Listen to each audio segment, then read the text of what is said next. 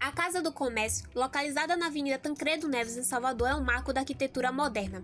Construída pela OAS e projetada pelo Escritório Baiano TGF, composto por Fernando Frank, Otto Gomes e Jander Tavares, teve suas obras iniciadas em 1982, concluídas em 1987 e inaugurada em 1988. Mesmo antes de pronta, já recebia Prêmio Nacional e Destaque Internacional. Sua construção reflete o Plano Viário de Mário Léo Ferreira, aplicado entre 1967 e 1971, que direcionou a expansão urbana para além do tradicional centro de Salvador. Com isso, a região virou o novo centro financeiro da cidade e o prédio simboliza bem essa mudança de centralidade. Baseado no simbolismo da expansão e do dinamismo do comércio de Salvador, Fernando Frank afirma que o principal conceito do projeto era significar um marco que representasse a espinha dorsal do desenvolvimento da cidade na área da paralela. E segundo Otto Gomes, o prédio representa o quanto a exatidão é bonita, montando-o de cima para baixo. Um destaque é a escultura em ferro O Cruzeiro do artista Mário Cravo Júnior. Com 11 pavimentos e pé direito de 4,30 metros, o prédio possui cerca de 20 mil metros quadrados de área construída. Sua proposta abriga as sedes do SESC, SENAC, SESEC e da Federação do Comércio. Além disso, o edifício conta com restaurante panorâmico, centro de formação profissional, teatro com 531 lugares, biblioteca, café-teatro e espaços administrativos. O sistema estrutural misto de aço e concreto foi adotado para construir o edifício pioneiro no Brasil em integrar concreto, aço, vidro e alumínio.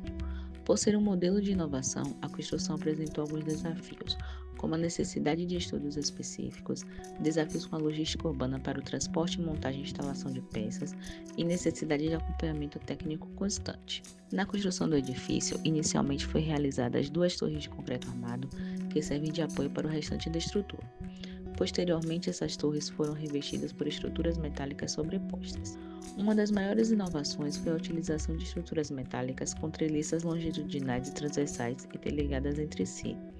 Fabricadas fora do canteiro e depois montadas na obra, essas estruturas foram apoiadas aos consoles de concreto, tendo seus apoios estruturais em sistemas fixos e móveis, mantendo todo o sistema íntegro.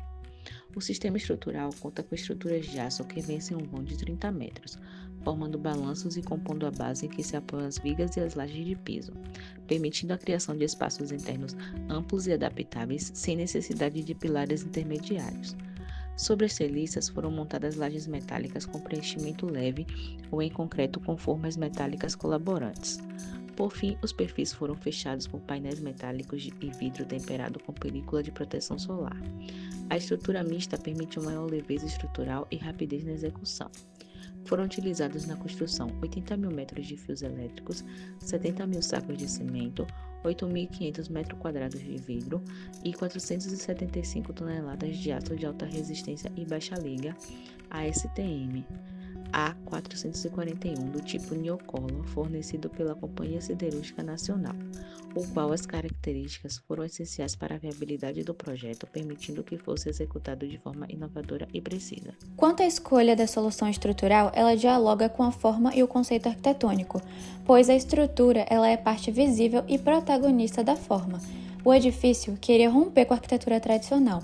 Logo, a utilização de uma estrutura mista, de concreto armado e perfis metálicos, na época, foi algo inovador em Salvador.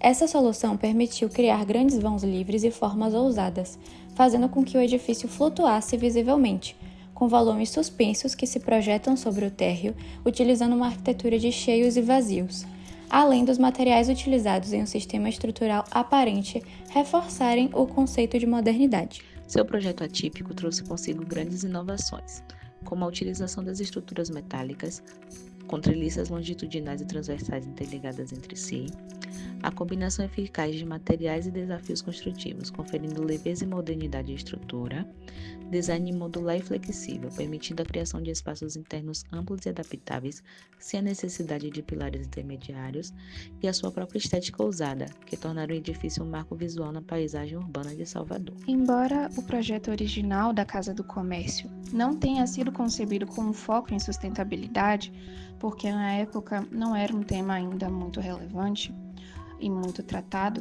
o edifício tem passado por um processo de reinvenção, incorporando esses conceitos modernos como eficiência energética, a gestão de resíduos e ações de baixo impacto ambiental, o retrofit e iniciativas como o restaurante carbono neutro e a central de resíduos mostram como a arquitetura pode se atualizar e responder às novas demandas ambientais e sociais, mesmo décadas após a sua construção. A Casa do Comércio é um marco na arquitetura brasileira por integrar de forma inovadora o sistema construtivo ao conceito arquitetônico. Com a estrutura mista de concreto e aço aparente, o edifício rompeu padrões da época e valorizou o uso do aço como linguagem estética e técnica. Além disso, o projeto abriu portas para o uso do aço em larga escala na Bahia e influenciou gerações de arquitetos e engenheiros a pensar a estrutura como uma linguagem arquitetônica. O projeto é relevante por demonstrar que a técnica construtiva pode também ser a expressão arquitetônica, influenciando os profissionais e abrindo caminho para novas abordagens na construção civil.